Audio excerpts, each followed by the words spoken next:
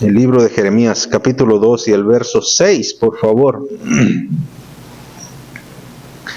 Voy a leer, nada más sígame con su vista. Vamos a ver este pasaje de escritura. Estamos haciendo un estudio de la vida de Jeremías, que les he mencionado, por cierto, muy similar a los días en que vivimos, ¿verdad? Mucho desprecio a la palabra de Dios, mucha apatía y apostasía a la palabra de Dios, pero esto, para el ser humano y tampoco para Dios no es nuevo, ¿verdad? Tenemos el claro ejemplo del pueblo que Dios escogió, Israel, como también provocaron al Señor a mucho enojo, y por causa de eso es el castigo. En el versículo 6, hermanos, síganme por favor, vamos a ver un par de versículos y vamos a sacar de ahí algunas verdades para nuestra propia vida, para nuestro propio provecho. Verso 6 dice: y no dijeron, ¿dónde está Jehová que nos hizo subir de la tierra de Egipto, que nos condujo por el desierto, por una tierra desierta y despoblada, por tierra seca y de sombra de muerte, por una tierra por la cual no pasó varón, ni allí habitó hombre? En el verso 6 vemos claramente que Dios les hace recordar por medio de Jeremías, por medio del mensaje de Jeremías, lo que Dios había hecho a Israel, cómo Dios había sacado a Israel de la tierra de Egipto.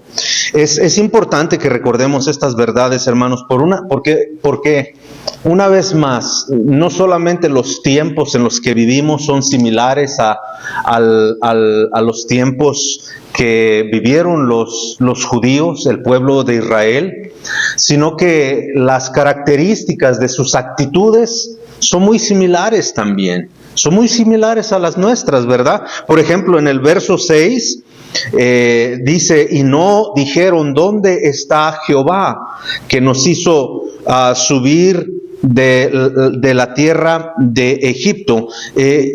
El pueblo de Israel, reconocía que Jehová los había sacado de Egipto, pero ellos no podían ver voy a decirlo así, el cuadro completo. Ellos pensaron que una vez de que salieran de Egipto iban a llegar a la tierra donde Dios les había prometido prosperidad y abundancia, pero inmediatamente que salieron de Egipto, ellos comenzaron a quejarse. Comenzaron a quejarse porque era incómodo el camino, porque no querían batallar, porque no querían las incomodideces, y para sorpresa de ellos, con lo que se encontraron fue con el mar, ¿verdad? El gran mar Rojo ahí, que obstruía, no dejaba pasar al otro lado donde estaba la tierra. Y fue la primera queja, ¿verdad?, que tuvieron en contra de Moisés, pero obviamente era para Dios.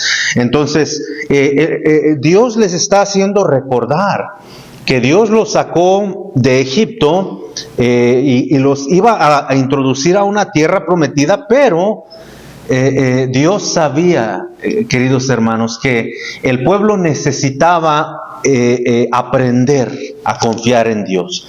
El pueblo necesitaba pasar por unas pruebas para estar listo para entrar en la tierra prometida. Dice una vez más el verso 6: y no dijeron, ¿dónde está Jehová que nos hizo sacar de la tierra de Egipto? Entonces, dejamos en claro que Egipto representa el mundo, representa las ideas del mundo, el sistema del mundo, la manera de pensar del mundo, y nosotros debemos de vivir de una manera diferente a como piensa el mundo. La Biblia es muy clara cuando nos habla acerca del mundo. Dios no quiere que nosotros nos mezclemos, porque vamos a copiar sus ideas. Si se da cuenta, hermano, por lo regular, a menos en gran parte del mundo, los cristianos cuando van a sus iglesias se tratan, ¿verdad?, pues de arreglar para dar una buena apariencia, pero fíjese que la mayoría de los jóvenes o aún de hermanos de las congregaciones, especialmente esto se ve en los jóvenes, que ellos quieren ser como gente del mundo, quieren vestir como la gente del mundo, quieren cortarse el pelo como la gente del mundo, hacen tantas cosas porque les llama la atención lo del mundo, ¿verdad? Porque un famoso puso algo de moda, unos tenis, unos pantalones bien apretados, una camisa bien guanga, o se pintan el pelo azul, y siguen las corrientes del mundo. Pero para el cristiano, para nosotros, no se nos permite eso. Mire, si va conmigo, por favor, a la primera carta de Juan, primera carta de Juan, casi al final de la Biblia, y en el capítulo 2, por favor. Estas son las instrucciones de Dios. Por eso no todos, hermanos, pueden ser cristianos. O sea, todos queremos ser cristianos, pero cristiano es ser seguidor de Jesús. Eso es lo que es ser un cristiano. Ciertamente usamos la palabra para todos, ¿verdad? Oh, yo soy cristiano, pero no es cierto. Bíblicamente debemos de ser bien honestos nosotros mismos.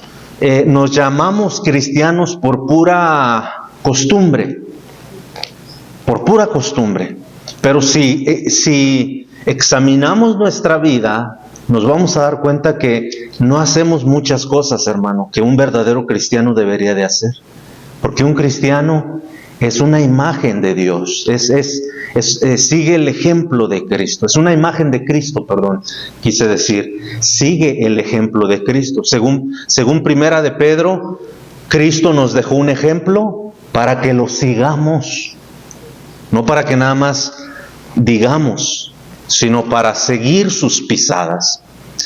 Pero por eso Dios nos prohíbe algunas cosas. No es que la iglesia, no es que el pastor, y desgraciadamente la juventud está tan dañada por dentro, está tan contaminada, han dejado entrar tantas ideas del mundo, que para ellos, para empezar, la iglesia es un lugar muy aburrido. Muy aburrido, no quieren aprender. Y como la iglesia no es obligatoria, como la escuela, pues a la iglesia van cuando quieren, ¿verdad? Pero queremos que Dios esté con nosotros cuando lo necesitamos, ¿verdad?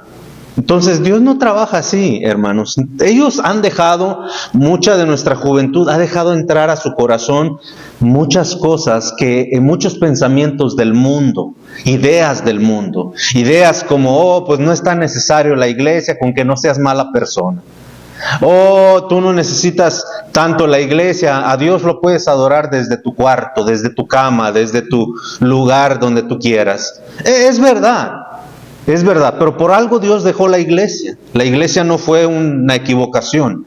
Dios dejó la iglesia porque es importante para nuestra educación y nuestro crecimiento espiritual. Para eso Dios dejó la iglesia, para crecimiento de nosotros. Pero vea lo que Dios dice.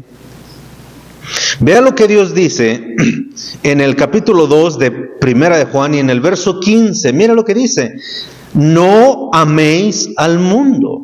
O sea, no ames las ideas, no busques las ideas, no te llegues a las ideas del mundo. ¿Por qué, Señor? ¿Por qué mi corazón no se debe de ligar a las cosas del mundo, al mundo mismo? Dice, ni las cosas que están en el mundo. Las cosas que están en el mundo. Ahora, hagamos conciencia, hermanos, todos nosotros. Obviamente es difícil que aplique esto a usted y a mí en esta tarde, porque con nuestra presencia obviamente lo que damos a entender es de que nos interesa la palabra de Dios y por eso tratamos de estar fielmente cada servicio, lo más que podemos. Hay ocasiones donde hay algo que verdaderamente nos impide venir, ¿verdad?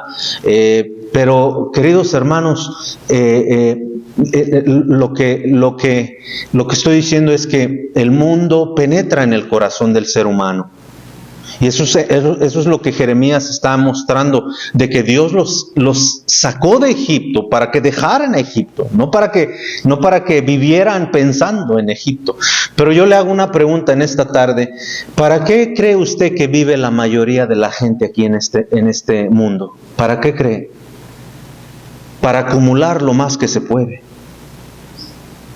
¿Cierto o no? Para ellos el dinero es lo más importante, porque el dinero trae cierta seguridad al corazón. El que tiene dinero se siente seguro porque dice, bueno, yo puedo pagar. Yo puedo pagar. O sea, no, sí me va a doler, pero puedo pagar. Hay gente que dice, el dinero no es problema. Bueno, hay personas como yo que no pueden decir eso. Para mí el dinero sí es un problema. O sea, yo tengo que ver bien lo que voy a hacer.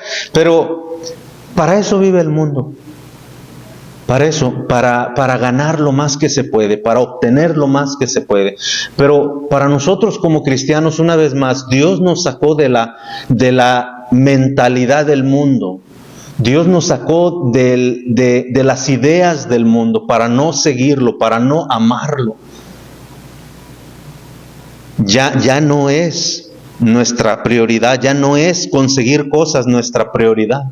Ya no vivimos para eso. Mire, dice el Señor, no améis al mundo ni las cosas que están en el mundo. Si alguno ama al mundo, el amor del Padre no está en él. ¿Por qué? Porque Jesús dijo que no podemos servir a dos señores, ¿cierto? ¿Cierto o no? No podemos. Dice, o amas a uno y aborreces al otro. Entonces, el Señor tiene la razón. No podemos servir al mundo porque el mundo requiere tiempo, requiere dedicación. Si tú quieres ser alguien, quieres conseguir algo en el mundo, tienes que dedicarle tiempo. Tienes forzosamente que dedicarle tiempo. ¿Cuántos de ustedes han leído la historia de Jacob cuando vivía con su suegro? ¿Cuántos han leído la historia cuando vivía con su suegro y su suegro era bien tranza, ¿verdad? Porque le cambiaba, dice Jacob, le cambiaba el salario a cada rato.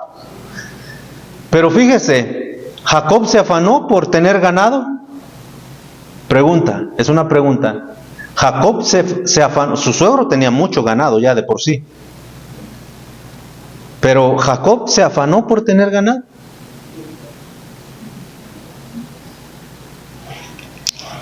¿Qué piensa usted? Yo pienso lo contrario, ¿verdad? Porque la bendición vino por Dios, porque su suegro estaba abusando de él. Él no podía, es más, llegó una etapa en la vida de Jacob que fue y le reclamó a su suegro y le dijo, oye, ya me casé, tengo mi familia, ahora tengo que ver por ellos, pero no me dejas salir adelante, no puedo prosperar porque me cambias el salario. A cada rato me cambias el salario. Y su suegro Labán le dijo, bueno, pues ¿qué quieres hacer entonces? Pero fíjese la sabiduría, la fe y la confianza de Jacob, queridos hermanos. Escuche bien, por favor. Jacob dijo, vamos a hacer esto, dice.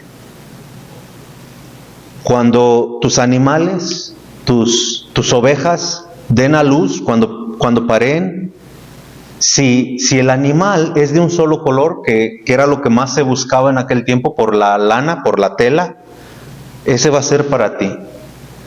Si sale manchado, con manchas que no puedas usarlo para la tela, porque es más difícil, ese que sea para mí. ¿Se acuerdan ya de esa historia?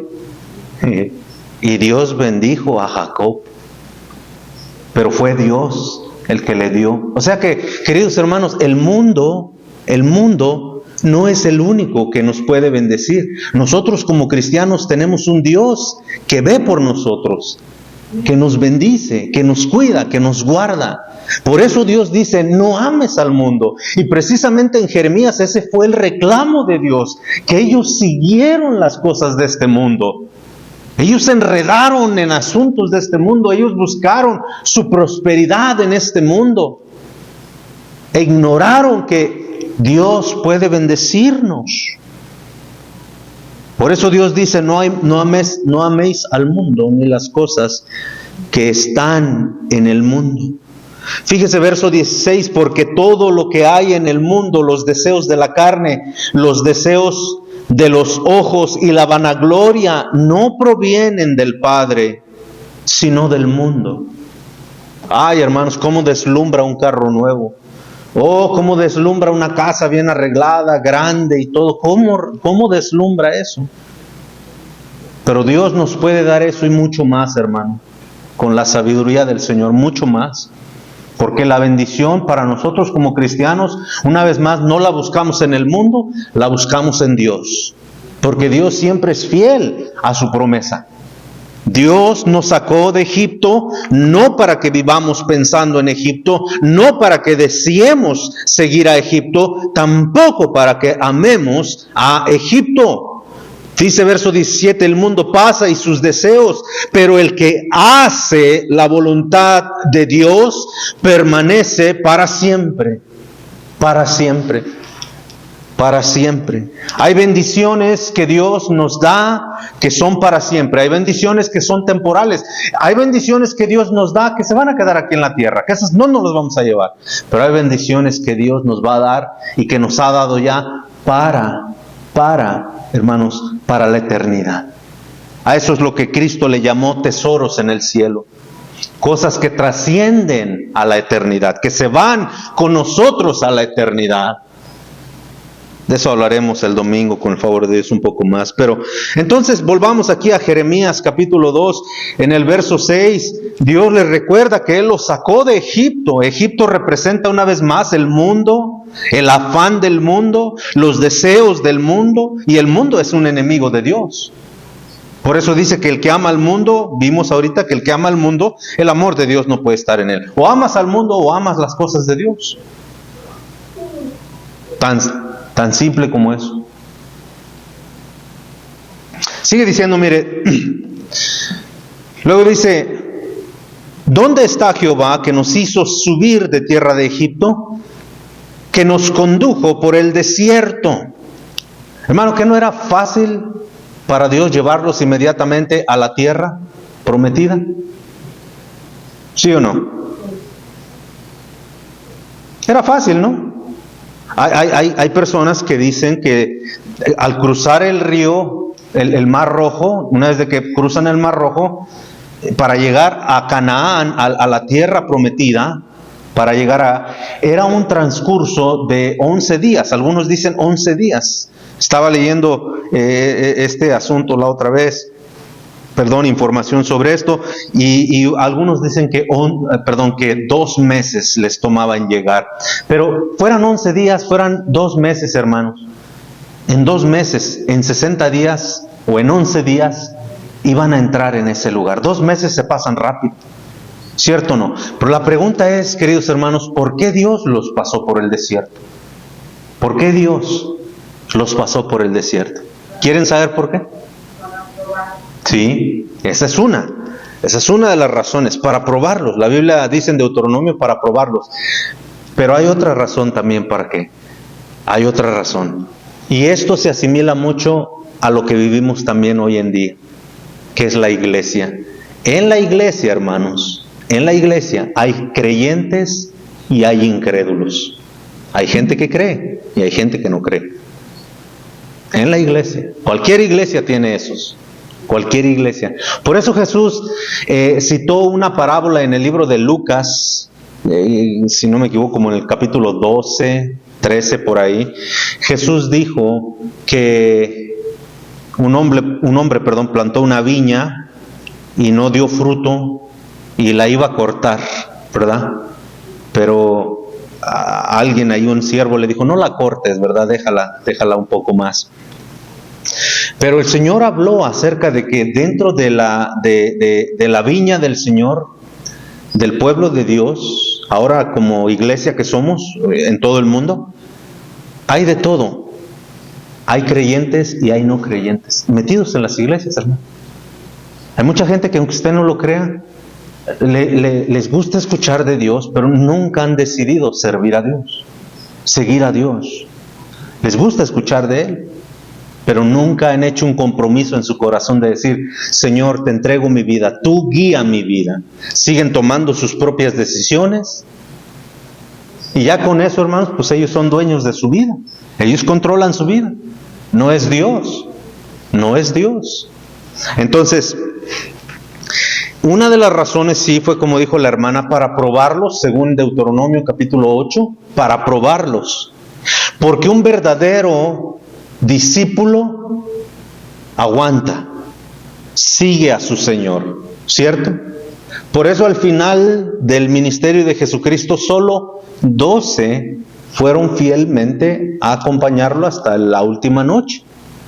Aunque en esa noche obviamente se quedó solo, pero vemos que es un grupo relativamente muy pequeño, porque son pocos. Jesús mismo dijo de los creyentes, la mies es mucha, los obreros son pocos.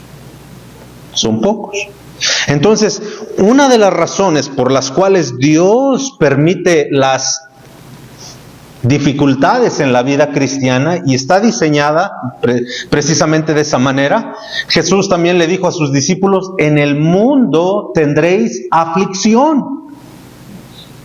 Y hermano, el hecho de que nosotros somos cristianos y nos llamamos hijos de Dios, eso no quiere decir que nosotros no pasemos por aflicciones. Eso no quiere decir que nosotros en nuestra vida no vamos a tener dolor, no vamos a tener no vamos a tener días tristes, no vamos a tener días de preocupación. No, hermanos, va a haber de esos días en nuestra iglesia, en nuestras propias vidas. Créalo, si es usted cristiano, va a tener aflicción en su vida, porque este mundo así es. Somos enemigos del mundo. Entonces, una de las cosas por las cuales Dios los sacó al desierto fue precisamente para ver, para probarles a ellos mismos que no creían en Dios. No creían en Dios. Sigue diciendo, mire, dice, por tierra desierta, despoblada, por tierra seca y de sombra de muerte. La Biblia dice que había fieras que los acosaban, pero el Señor los protegía. No tenían agua, no tenían pan, pero Dios los sustentaba. Y esa es la vida del cristiano, hermano. Va a haber momentos donde hay mucha escasez, donde hay necesidad, pero Dios nunca nos va a dejar morir de hambre. Pero tengamos cuidado, una vez más, hermano, aquí la verdad que estoy tratando de que captemos es nuestra actitud, la actitud de nuestro corazón. ¿Cómo es la actitud de nuestro corazón hacia Dios? Pregunta, ¿seguimos a Dios solamente cuando nos va bien en la vida, cuando está todo bien?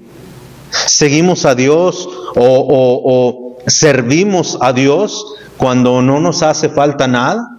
¿Cuando todo está bien en nuestra vida? No, esa no es la actitud correcta. La actitud correcta es quedarnos con Dios aún cuando estemos en valle de sombra de muerte. Aún cuando dice tierra seca, aún cuando no tengamos nada. Lo dice, por la cual no pasó varón, ni habitó hombre. Fíjese esa última frase, ¿ok?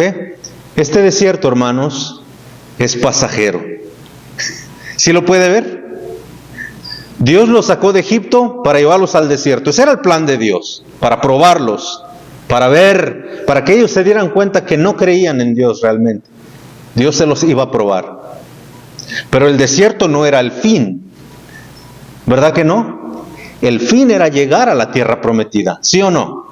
Ese era el fin. Y el desierto, hermanos, lo que simboliza el desierto en la Biblia es la vida del cristiano en este mundo.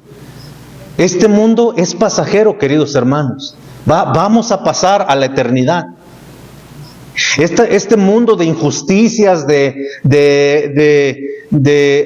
dolores, de sufrimientos, se va a quedar un día. Dios nos está probando, Dios está probando nuestra fe. Dios, hermano, escogió un pueblo fiel para Él, pero no fiel solamente en las buenas.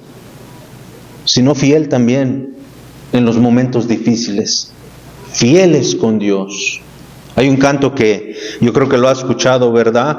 Lo estoy practicando. Yo quisiera cantarlo en alguna etapa cuando ya me quede bien. Pero hay un canto que a mí me encanta mucho, me encanta. Se llama Al Señor seamos fieles. Al Señor seamos fieles, levantemos en alto su ley. Al Señor seamos fieles, cada día sin falta al Rey. Al Señor seamos fieles, fieles. Hermano, el cristianismo cada vez se va volviendo más y más débil ante las tentaciones del mundo. Cristianos mismos, hermanos, desprecian la iglesia, desprecian la palabra de Dios por el afán. Les mencionaba el domingo antepasado la historia de el miércoles, si no me equivoco, pasado, la historia de una mujer llamada María y Marta. Hemos estudiado esa historia, hemos visto esa historia. La Biblia dice que Marta era muy afanada por las cosas, por los quehaceres, por el trabajo. Y así estamos, hermanos, en este mundo. Muchos cristianos afanados. No tenemos tiempo para el Señor. Dios ve la actitud, hermano, y Dios en este mundo está probando la actitud de nuestro corazón, lo querramos o no. Hay cristianos que ya se fastidiaron, hermano, de que el pastor les recuerde lo mismo, les molesta, sienten que es un achaque del pastor, es un insulto del pastor. Pero, hermano, yo pregunto, ¿no es lo que dice la palabra de Dios? ¿Será que Dios quiere que nosotros vivamos nuestra vida afanada? Pero ¿qué hizo María, hermanos? ¿Qué fue la reacción, la actitud de María? En cuanto supo que el Señor estaba en su casa, ¿cuál fue su actitud? Dice que se sentó a sus pies, dejó todo lo que tenía que hacer, todos sus quehacer. Y Marta la miraba ahí sentada, escuchando al Maestro, queriendo acabar sus labores. Y Jesús le dijo, María ha escogido la mejor parte. Hermano, usted que está aquí en esta tarde, y todos, cualquiera que nos vea por el internet, hermano, han escogido la mejor parte, perdón. Porque va a llegar un tiempo, hermanos, donde ya no vamos a poder escuchar la palabra de Dios. Créalo. Donde ya no se va a tener la libertad de predicar. Ya no. Pero ahorita que Dios nos da la oportunidad de hacer un tiempo en nuestro ocupado horario, sentarnos un tiempo, quitarnos de nuestra mente todas esas cosas, hermano, que hay que acabar para de alguna manera obtener un beneficio de eso, qué sé yo. Qué bien, pero todo tiene su tiempo. Todo tiene su tiempo según la palabra de Dios. Tiempo de edificar y tiempo de destruir. Hay un tiempo, hermanos, donde nosotros debemos de sacar eso de nuestra memoria. Por eso a veces no cantamos con el corazón al Señor. Por eso no escuchamos con nuestros oídos espirituales. Esa es la razón, porque nuestro corazón, nuestra mente está pensando en alcanzar otras cosas.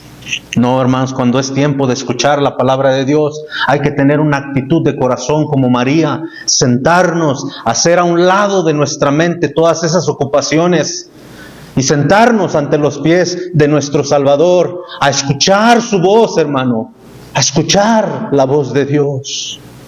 Pero eso ya se ha perdido. Estaba viendo ahorita una conferencia de Pastor Salazar, estaba predicando. Y yo miraba en su rostro, podía captar un poco, hermano, que aún los hermanos que estaban sentados ahí,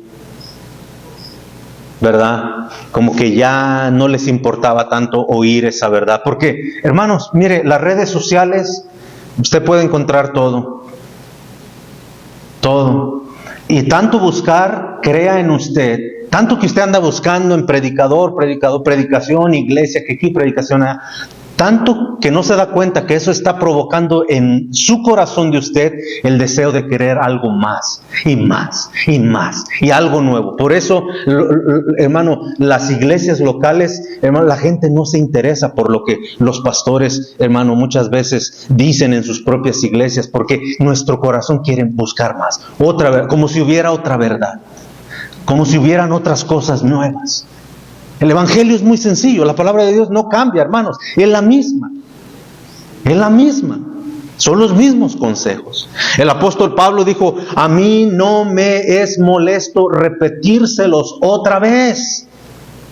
Eso le dijo a los galasienses, a la iglesia de Galacia. No me es molestoso repetirles las mismas cosas, porque no hay nada nuevo debajo del sol, hermano, que no se haya dicho, que no se haya predicado. Nada nuevo. Lo que pasa es que nuestros oídos, nuestro corazón, una vez más, de tanta ansiedad que quiere, la primera carta a Timoteo en el capítulo 4 se nos dice que llegarán días donde la gente tiene comezón de escuchar, de oír, tiene comezón, pero esa comezón quiere decir que algo nuevo, algo que ya no he escuchado yo, algo que me haga sentir que ay, estoy aprendiendo. Bueno, y las verdades que hemos aprendido no se ponen en práctica. Por eso es importante, hermanos, es importante que nosotros tengamos la actitud correcta en nuestro corazón, la actitud correcta hacia la palabra de Dios. Estos hombres habían salido, Dios los había sacado de Egipto, pero traían, según el libro de Corintios, la carta a los Corintios, traían al mundo dentro de ellos. Salieron de Egipto, pero traían a Egipto en sus corazones. Por eso ellos, cuando dijeron regresémonos, vámonos, no dijeron vamos ahí hay otra ciudad grande, próspera. Vamos a Siria, vamos a Babilonia, vamos. No, ellos dijeron vamos a Egipto. Regresemos a Egipto. Curioso, ¿verdad? Pero ese era su pensamiento, esa era su manera de ver las cosas. Egipto había robado sus corazones y Dios solamente introduciría a la tierra prometida a aquellos que verdaderamente fueran fieles con Dios. Josué y Caleb son una muestra de eso. Pero sigamos versículo 7, hermanos, por favor. Verso 7 dice: y os introduje en tierra de abundancia, para que no comieses su fruto, para que comieses su fruto. Vea, Dios es generoso, hermano. Aguantemos en este mundo. Aguantemos. Algún día llegaremos a esa tierra prometida. Ahorita estamos en este desierto. Vivimos en este desierto lleno de pruebas, lleno de dificultades, lleno de sequedad, pero algún día entraremos en esa tierra. Es promesa de Dios, promesa de Dios. Pero mire lo que pasa, hermano. Dice: y os introduje en tierra de abundancia, para que comieses su fruto y su bien. Pero mire lo que pasa: pero entrasteis y contaminasteis mi tierra. Ahora, aquí no está diciendo que vamos a contaminar el cielo. Aquí no está diciendo, ¿verdad?, que vamos a contaminar al nuevo cuerpo que Dios nos dé, la eternidad en el cielo. No. Aquí se está refiriendo, hermanos, a la vida que ya Dios nos dio como cristianos. Dios nos sacó de Egipto. Pero así como el pueblo de Israel, en su mente y en su corazón, eran los pensamientos del mundo. Dios quería que nuestros pensamientos fueran diferentes. Por eso en Efesios encontramos el consejo de la palabra de Dios, que nosotros nos despojemos de la manera de vivir que teníamos antes. Que ya no seamos iguales, porque somos ahora una nueva criatura en el Señor. Pero sabe que hemos llegado a contaminar también esta nueva criatura. Lo llegamos a contaminar. Echamos a perder otra vez la oportunidad que Dios nos dio. Volvemos a vivir con mañas, con costumbres, con hábitos que no son agradables a Dios. Pero ahora asistimos a una iglesia cristiana, nos llamamos cristianos, nos llamamos hermanos, pero nuestras acciones, hermano, con nuestras acciones, hemos llegado a contaminar igual la vida nueva que Dios nos ha dado. Aquí no está hablando de la eternidad. Aquí no está hablando, hermano, del cielo, de que vamos a contaminar el cielo. Está hablando de la vida nueva que Dios nos dio. ¿Podremos contaminarla? ¿Sí? ¿Sí? Será la razón por la cual las cartas del apóstol Pablo se escribieron, para amonestar a aquellos que querían vivir una doble vida. Pablo dijo que había dentro de la iglesia hombres que vivían una doble vida. Y Pablo los reprendió. Sigamos. Verso 8. Los sacerdotes no dijeron: ¿dónde está Jehová? Fíjese, los sacerdotes, los encargados. ¿Dónde está Jehová? Ahora, ¿qué quiere decir este versículo? ¿Qué quiere decir esta frase? ¿Lo podremos ver en nuestros días? Sí. Vea la televisión, hermanos, y vea muchas iglesias. Lo que les interesa a los pastores es el dinero, es la fama, es ver cuántos siguen sus canales, es ver que entradas de miles y miles de dólares entren a sus congregaciones. En muchos, ese es el propósito. El propósito es tener una iglesia grande, de mucha gente, de mucho ingreso, de mucho impacto, excusándonos a través de que más gente, más impacto, más influencia. Que hay algo de cierto en eso, hay algo de cierto. Pero no todos podemos estar en lugares, hermanos, donde hay abundancia de gente. No todos. Es difícil, créalo, hermano, a uno como pastor, estar en un lugar donde es escaso el pueblo hispano, donde su mayoría es otro grupo étnico, es algo más, es otra raza de gente. Porque no todos podemos estar en ese lugar. Pero hay otra también, tiene otro significado esto de que los sacerdotes de hoy en día, como le dije, les interesa la fama, el dinero, estar bien, que no tengan incomodidades, que no tengan problemas, que tengan el mejor carro, qué sé yo. Y lo único que escuchamos en las televisiones o en los canales de redes sociales es: aporte aquí, siembre aquí, done aquí, ofrende aquí. Tenemos para recibir tarjetas de crédito, tenemos para recibir, otros abusan y dicen: tenemos una Biblia que nosotros mandamos a hacer y le agregamos ahí unas notas. Con tan solo una ofrenda de $200 te vamos a mandar esta Biblia. Como si la Biblia que están promoviendo, hermano, fuera diferente a otras Biblias. Solo porque lleva la firma de un hombre famoso, solo porque lleva los apuntes de un hombre famoso, la gente ofrenda $200, $300 sin que se quejen. No, hermanos, los sacerdotes no dijeron: ¿dónde está Jehová? Esta, aparte de la avaricia que motivaba a estos sacerdotes, el otro significado que nos da el versículo 8 es de que los sacerdotes, hermano, aún los predicadores, dejaron de buscar el rostro de Dios. La oración, la búsqueda ya no era hacia Dios. Ya no era hacia Dios. Tenían riquezas, tenían poder, tenían influencia.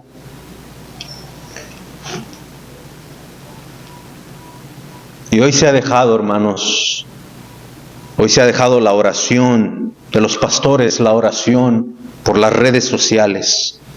Hoy se ha dejado la oración por métodos de crecimiento.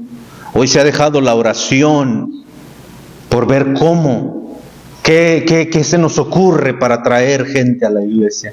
Hoy podemos ver pastores entrar en motocicletas, podemos ver pastores descender desde el cielo del auditorio en cables y con luces, y se trata de impactar a la gente para que la gente venga, escuche, se sienta bien, se sienta animada, motivada y regrese. Hoy se confía más, hermanos, en los métodos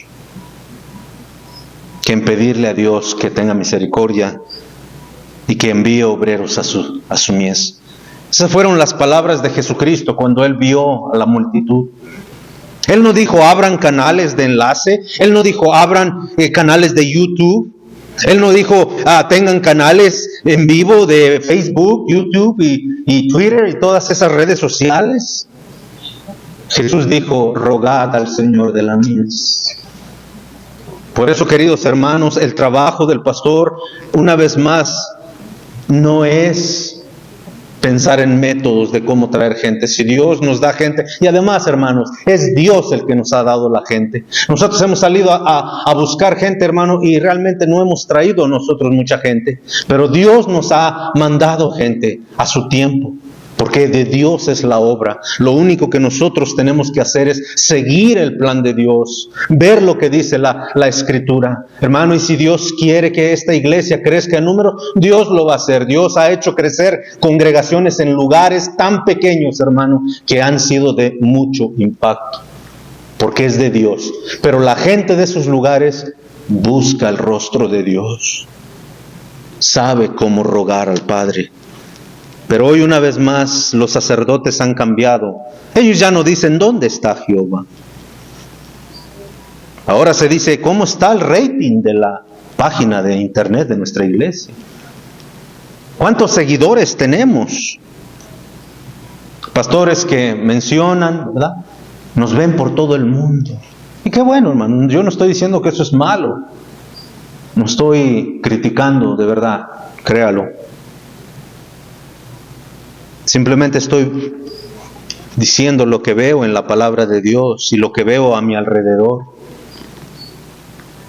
Hay juntas ecuménicas alrededor de aquí donde pastores se juntan para planear cómo hacer venir a la gente. Ya le dije, hacen ferias, se planean carnavales, se planea, hablando de las iglesias, se planea que vamos a hacer, qué sé yo, una marcha, un desfile, qué sé yo. Pero a ninguno se le ha ocurrido decir, hey, vamos a buscar a Dios otra vez. Vamos a clamar a Dios. Mire lo que dice, los sacerdotes no dijeron, ¿dónde está Jehová? Y los que tenían la ley no me conocieron. Esto ahora ya se refiere al pueblo. Se refiere al pueblo, porque ¿quién tiene la ley de Dios? Pues aparte de los sacerdotes, obviamente, que eran encargados de enseñar la ley, tampoco le conocieron. Jesús dijo que si un ciego guiaba a otro ciego, ambos caerían en el mismo pozo. ¿Sí están aquí, hermano? ¿Sí? Qué triste, hermanos, que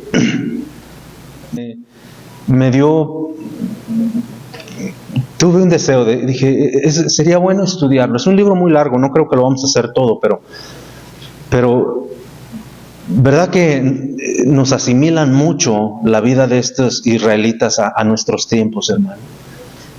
Fíjese la actitud de ellos, de queja al Señor, fíjese la actitud de nosotros. Pero vamos a terminar, vamos sobre el final. El reproche es para los sacerdotes, aquellos que Dios nos dio el privilegio de poder enseñar la palabra de Dios. Dice, no me conocieron. Y los pastores se rebelaron contra mí. Usted ha visto lugares donde dicen, venga este próximo domingo, va a haber sanidades. Porque ignoran la soberanía de Dios. Jeremías fue el que escribió en el capítulo 18, hermanos, ¿dirá el barro el vaso de barro al que lo hizo, ¿por qué me hiciste así? O sea, se revelará. El apóstol Pablo usó las palabras de Jeremías en el libro de Romanos. ¿Podremos más que el Señor? ¿Somos más fuertes que Él? ¿Podremos rebelarnos en contra de Dios? ¿Le diremos al Señor, ¿por qué nos haces esto? Son palabras de Pablo, hermanos. ¿Por qué los sacerdotes, por qué los pastores, de hoy en día sí le ordenan a Dios? Hermanos, vengan el viernes va a haber milagros, va a haber sanidades, va a haber que sí va a haber. Como si Dios fuera su títere. Hey, el viernes, no se te olvide, quiero que me sanes 2, 3 aquí. Quiero que me levantes a 2, 3 aquí. Y eso es lo que vemos, hermanos. O sea, se ha violado la soberanía de Dios. Ya no hay un respeto, ni aún, hermano, una consideración. Yo entiendo y yo sé, hermanos, que existen los milagros. Sé que Dios sana, sé que Dios hace milagros. Yo no estoy en contra de eso, pero la soberanía de Dios, hermano, los milagros, las sanidades ocurren no cuando se le ocurre al pastor o a la iglesia, sino provienen de Dios, cuando se busca a Dios. Amén. ¿Por qué Ezequías, cuando el profeta le dijo, te vas a morir? ¿Por qué no le dijo Ezequías al profeta, no, espérate, no te vayas, a ver, déjame pedirte algo antes de que te vayas? Habla con el Señor, habla con tu Dios y dile que el viernes que me sane. ¿No? Hermanos, Ezequías dice que volteó su rostro ante la pared y empezó a clamar a Dios, y Dios tuvo misericordia de él. Dios tuvo misericordia de él. Pero todos sabemos lo que le aconteció a Moisés. Moisés le pidió a Dios que lo dejara entrar, que pudiera entrar, y Dios le dijo, no, Moisés, no. Dios sigue siendo soberano, hermano. Y yo recuerdo,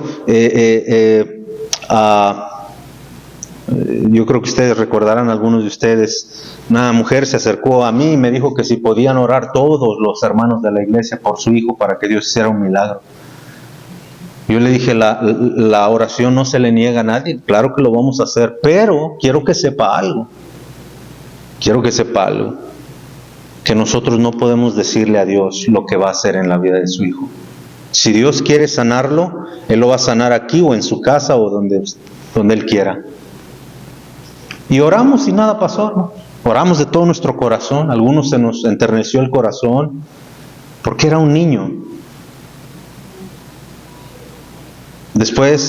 Tiempo después me enteré que nuestra oración, según esta persona, no es poderosa. Y así andaba de lugar en lugar. Fue a una iglesia no muy lejos de acá, conocida, y así ha andado. Ahora el joven ha crecido. El otro día estaba hablando con un hermano, estamos hablando unas cosas de la Biblia, y de repente yo miré entrar y un joven alto, pero igual, malito todavía. Hermano, nadie le puede decir a Dios qué es lo que va a hacer. Ese niño nació así porque Dios tiene un propósito para él y con él. Hemos tenido en el pasado niños enfermos. ¿Saben por qué? Porque Dios en su soberanía sabe lo que está haciendo. No se le chispoteó, Él sabe. Tenemos a Jesucito, ¿verdad? Así le llaman, que a veces aquí anda, ¿verdad? ¿Por qué? Porque Dios tiene un plan para él, para sus padres. Dios es soberano, hermanos. Nadie le puede decir a Dios. Pero aquí dice que los pastores se rebelaron en contra de Dios. Y luego dice, para finalizar este versículo, dice, y los profetas profetizaron en nombre de Baal. Aquí están los brujos, hermanos. Los brujos. ¿Usted ha oído? Ya, antes ahora ya no los he escuchado tantos, ¿verdad? A veces los miraba en la televisión al brujo mayor, ¿verdad? Aquí está el brujo mayor o la bruja fulana. No, es en serio, es en serio. Sí.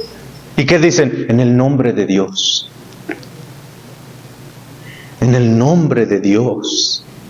Estos son, hermanos, estos son. Los que profetizan en el nombre de Baal son brujos. son brujos. Porque mire cómo termina el versículo, hermano. Y la manera en cómo termina el versículo aplica a todos los grupos que vimos, ¿ok? A los sacerdotes, a los que tenían la ley, a los profetas y a los pastores. Fíjese cómo termina este versículo, qué interesante. Esta es la razón por la cual ellos hacían lo que hacían. Y anduvieron tras lo que no aprovecha. Andaban detrás de lo que no aprovechaba, de la ganancia. Atrás de eso andaban. Yo escuchaba a veces, yendo al trabajo en las noticias, que una vez casi me voy con la finta, pero había una persona en el radio que decía: hermano, yo voy a orar por ti, tienes una necesidad, vamos a orar juntos, yo quiero orar por ti, yo quiero que Dios haga algo en tu vida y todo. Y lo empecé a escuchar porque salía en la hora en que yo me iba a trabajar, muy temprano, y lo oía en la radio, y yo pensé que era un cristiano, y dije, este ha de ser uno de esos evangélicos pentecostales que, ¿verdad?, oran así y todo, qué bueno. Y por varios días yo escuchaba eso, que decía, hermano, sí. Pero después, en una ocasión, lo escuché decir que él vendía unos mantos que habían venido desde Brasil, de las Amazonas, y que traían no sé qué tantos poderes curativos, y estaban bendecidos por Dios, y una infinidad de cosas. Pura brujería, hermanos, pura brujería. Yo pensé que ya no se hacía eso, pero pura brujería. Bueno, los tiempos de Jeremías no eran muy diferentes a los nuestros. Sus actitudes de la gente en aquel tiempo, muy similares a las nuestras de hoy en día. Amaban al mundo, perseguían las cosas de este mundo. Y los que estamos dentro de la iglesia, hermanos, pues vivimos en un desierto. Y la razón que estamos en el desierto es porque Dios nos está probando. Dios ve, Dios sabe que no todos vamos a salir aprobados. Va a haber gente que va a reprobar. Esperemos, hermanos, en Dios que nosotros no seamos uno de ellos, ¿verdad? El apóstol Pablo dijo, para terminar, que cada uno mire, cada uno que dice estar firme, mire por sí mismo, mire estar firme. No nos confiemos, hermano. El mundo es muy astuto, nos puede tumbar en cualquier momento si nosotros no buscamos a Dios. Vamos a orar. Señor, gracias por esta tarde. Gracias, Padre mío, por la bendición de poder estar con tu iglesia, Señor, en esta tarde. Poder abrir tu palabra de una manera libre, Señor. Ayúdame, por favor, Señor, a que nuestro corazón, como congregación, no olvide, Señor, que de ti proviene toda nuestra bendición, de ti proviene todo lo que tenemos, nuestra salud, nuestra vida, nuestra familia. Padre, danos por favor la gracia para poder salir adelante, seguir adelante. Yo no estoy hablando, Señor, que la salvación es por fe, por obras. Yo creo en la salvación por fe. No estoy hablando de que ganemos la eternidad por las obras. Pero Pablo claramente nos dice que sí podemos dejar de alcanzar nuestro galardón completo. Por favor, Señor, ayúdanos. Los verdaderos tesoros, la verdadera vida, está por venir en un tiempo, Señor, cuando tú decidas llamarnos. Ahorita vivimos en un desierto, tenemos necesidades, tenemos aflicciones, al igual que todos los hijos tuyos la han tenido a través de los siglos. Por eso, Señor, te agradecemos porque tenemos tu palabra y tenemos al Espíritu Santo para que pueda obrar en nuestras vidas. Gracias, Señor, por todo. Gracias por estos hermanos que pudieron venir. Señor, obra en el corazón del resto de nuestros hermanos. Sé que hay varios más hermanos que no dan su tiempo, Señor, para que tú obres en ellos. Ayúdales, por favor, a que su corazón sea obediente, puedan asistir a los servicios, puedan venir, para que, Señor, podamos crecer juntos a la imagen de tu Hijo Cristo. Amén. Dios les bendiga, hermanos. Que pasen buenas tardes.